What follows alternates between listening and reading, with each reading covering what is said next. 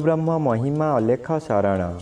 नमस्कार दर्शक वृंद, आपण मानंकु आजिर राशिफल कार्यक्रम रे मु एस कुमार स्वागत जनाऊछि। प्रतिदिन निजर राशिफल जानिबा पई गुरुकृपा यूट्यूब चैनल को सब्सक्राइब करंतु ओ पाखरे थिबा बेल आइकन को प्रेस करी ऑल नोटिफिकेशन ऑन करी दियंतु, जहा फल रे आमे जेते बेले वीडियो अपलोड करिवो प्रथमे आपण वीडियो देखि पारिबे। आमर यही वीडियो रे आपण संपूर्ण पंचांग सहित मेष ठारू मीन पर्यंत 12 गोटी राशिर राशिफल विषय रे जानि पारिबे। वीडियो को दयाकरी शेष पर्यंत देखंतु। वीडियोटी भल लागिथिले वीडियो को लाइक करंतु एवं आपणक प्रियजन पाखु शेयर करी जणांतु। एबे आसंतु जानिबा आज दिनर संपूर्ण पंचांग विषय रे। आज 2022 मसीहा जानुआरी मास 27 तारिख गुरुवार, दिल्ली सौराद सन 1429 साल, स्वाधीन भारताब्द 75 वर्ष, महिमाद 194 वर्ष, उत्कल गजपति श्री श्री गजपति दिव्यसिंह देव महाराजांकर 64 अंक, सौरस्व माघ मास 14 दिन, चांद्रमते माघ कृष्ण पक्ष दशमी तिथि, रात्रि 11 घंटा 19 मिनिट पर्यंत। आजिर सूर्योदय विरजा क्षेत्र को 6 घंटा 25 मिनिट, मकर लग्न 1 दंड 45 लिता गते उदय। आजिर सूर्यास्त विरजा क्षेत्र को 5 घंटा 30 मिनिट, कर्कट लग्न 2 दंड 28 लिता गते अस्त। आज बिछा चंद्र 60 दंड, अनुराधा नक्षत्र रात्रि 4 घंटा 48 मिनिट पर्यंत, एहा परे ज्येष्ठा नक्षत्र।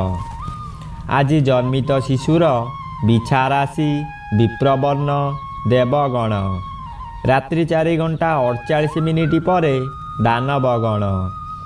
आज मृत व्यक्तिर पुष्कर दोष नाही, निषिद्ध खाद्य। आज कलम्बी शाग भक्षण निषेध अटे। आजिर अमृत जोग रात्रि 2 घंटा 11 मिनिट गते 4 घंटा 37 मिनिट मध्य। आजिर महेंद्र जोग प्रातरु दिबा 8 घंटा 1 मिनिट मध्य एवं दिबा 10 घंटा 25 मिनिट गते 12 घंटा 49 मिनिट मध्य। आजिर काल बेला एवं 12 बेला दिबा 3 घंटा 53 मिनिट गते 5 घंटा 50 मिनिट मध्य। आजिर काल रात्रि रात्रि 11 घंटा 45 मिनिट गते 1 घंटा 19 मिनिट मध्य। आजिर राहु काल दिबा 1 घंटा 30 मिनिट ठारू 3 घंटा मध्य। गुलिक लग्न दिवस बेला तृतीय भाग, रात्रि बेला षष्ठ भाग। आजिर घात चंद्र नाही, कर्कट राशिर घात नक्षत्र, बिछा राशिर घात तिथि, तुला राशि और कुंभ राशिर घात बार।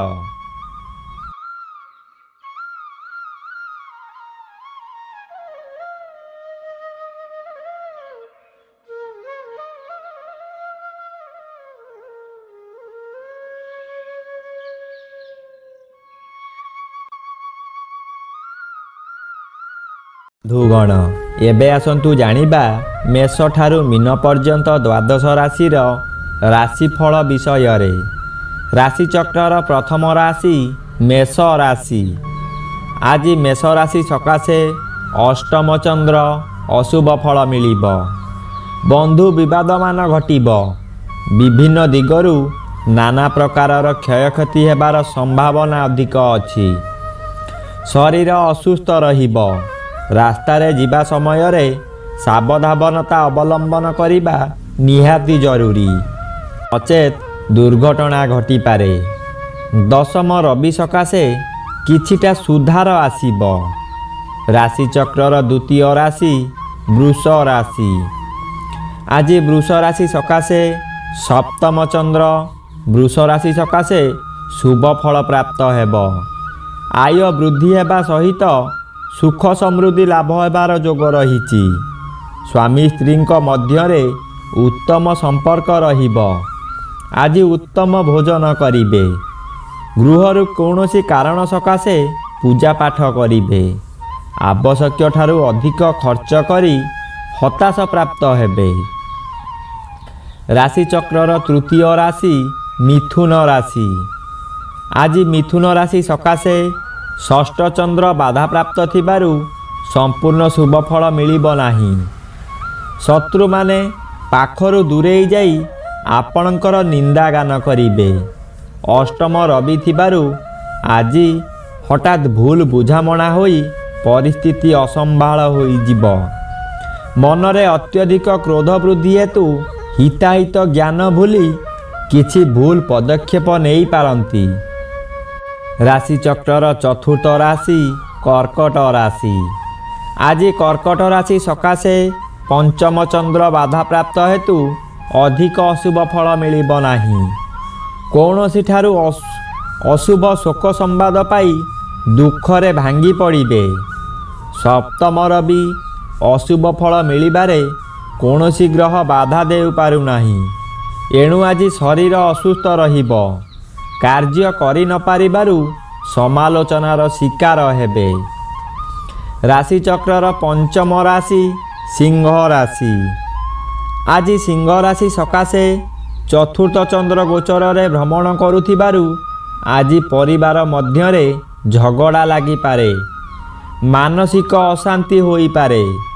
କିନ୍ତୁ ଷଷ୍ଠ ରବି ଗୋଚରରେ ଭ୍ରମଣ ହେତୁ ଶତ୍ରୁମାନେ ଜୋକ ମୁହଁରେ ଲୁଣ ଦେବା ଭଳି ଅବସ୍ଥା ସୃଷ୍ଟି ହୋଇପାରେ। ଯେତେ ଚେଷ୍ଟା କଲେ ମଧ୍ୟ ବିପଦରେ ପକାଇ ପାରିବେ ନାହିଁ। ରାଶିଚକ୍ରର ଷଷ୍ଠ ରାଶି କନ୍ୟା ରାଶି। ଆଜି କନ୍ୟା ରାଶି ସକାଶେ ତୃତୀୟ ଚନ୍ଦ୍ର ଆଂଶିକ ବାଧାପ୍ରାପ୍ତ। ସମ୍ପୂର୍ଣ୍ଣ ଶୁଭ ଫଳ ମିଳିପାରିବ ନାହିଁ। ତଥାପି ବ୍ୟବସାୟ କ୍ଷେତ୍ରରେ ଅଧିକରୁ ଅଧିକ ଲାଭ ହେବ। ପଞ୍ଚମ ରବି ବାଧା ଥିବାରୁ ଅଧିକ ଅଶୁଭ ଫଳ ମିଳିପାରିବ ନାହିଁ। ତଥାପି କାହାରି ସହିତ ଯୁକ୍ତିତର୍କ ହୋଇପାରେ। ସମସ୍ତେ ଆଜି ଆପଣଙ୍କୁ ଦୋଷାରୋପ କରିବେ। ରାଶିଚକ୍ରର ସପ୍ତମ ରାଶି ତୁଳା ରାଶି। ଆଜି ତୁଳା ରାଶି ସକାଶେ ଚତୁର୍ଥ ରବି ଅଶୁଭ ଥିଲେ ବି ବାଧାପ୍ରାପ୍ତ ହେତୁ ଅଶୁଭ କମ୍ ମିଳିବ। ଦ୍ୱିତୀୟ ଚନ୍ଦ୍ରଚଳନ ହେତୁ ଏହା ମଧ୍ୟ ଅଶୁଭ ଫଳ ମିଳିବ। ଆଜି ଘାତବାର ମଧ୍ୟ ଅଶୁଭ। ଏଣୁ ଆଜି ତୁଳା ରାଶି ବ୍ୟକ୍ତି ସତର୍କ ରହିବା ଜରୁରୀ। ସମସ୍ତ କାର୍ଯ୍ୟ ବୁଝି ବିଚାରି କରନ୍ତୁ। ନଚେତ୍ ଅପମାନ ଅପଦସ୍ତ ପଛେ ପଛେ ଲାଗି ରହିବ। ରାଶିଚକ୍ରର ଅଷ୍ଟମ ରାଶି ବିଛା ରାଶି। ଆଜି ବିଛା ରାଶି ସକାଶେ ଶ୍ରୀଚନ୍ଦ୍ର ଅତି ଶୁଭ ଫଳ ମିଳିବ। ତୃତୀୟ ରବି ମଧ୍ୟ ଅତି ଶୁଭ ଫଳ ପ୍ରାପ୍ତ ହେବ। ଆଜି ବିଛା ରାଶି ସକାଶେ ପ୍ରତ୍ୟେକ ଦିଗରୁ ଶୁଭ ଫଳ ପ୍ରାପ୍ତ ହେବ। ଯଦିଓ ଘାତ ତିଥି ଅଛି, ଏହାର କୁଫଳ ପ୍ରାପ୍ତି ଜଣାଯିବ ନାହିଁ। ବ୍ୟବସାୟରେ ଅଚାନକ ଧନ ଲାଭ ହେବ। ନିଜର ସ୍ୱାଧୀନତା ବୃଦ୍ଧି ହେବ। ମନରେ ଦମ୍ଭ ଆସିବ।